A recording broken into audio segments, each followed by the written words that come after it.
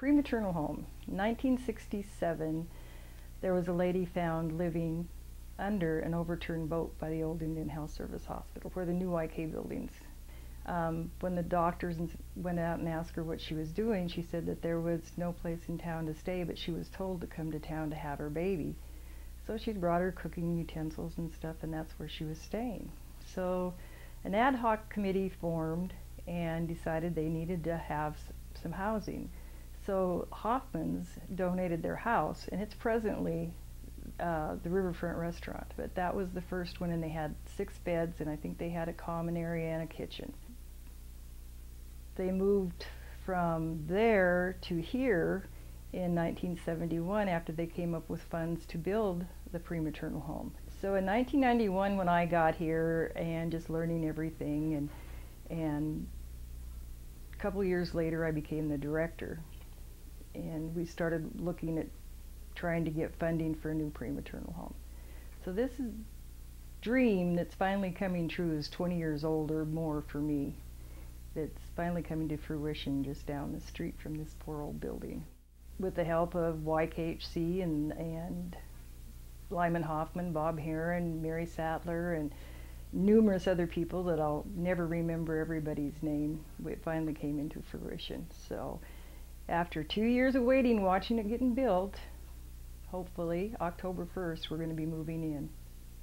We've had funerals here. We've had babies born here. We had people coming in from the villages that lost their homes in fire. We had one lady that her husband was killed in the village, and she was such high risk that she couldn't travel home for his funeral. So we set it up in the back storeroom and lined the place with white sheets and called the priest, and the state troopers helped get his body here so she could have the funeral here and then send his body back home. The new facility is fantastic because we're going to have up to 45 beds in 15 rooms and a bathroom to share with every 4 clients instead of 24 beds and 3 bathrooms that we presently have. So that's I think that gets to be the biggest hardship is watching ladies bounce up and down and wait for a facility to open up. I think one of the big challenges is for the size of this building and the vastness of it is to make it feel more comfortable as a home and not a hotel.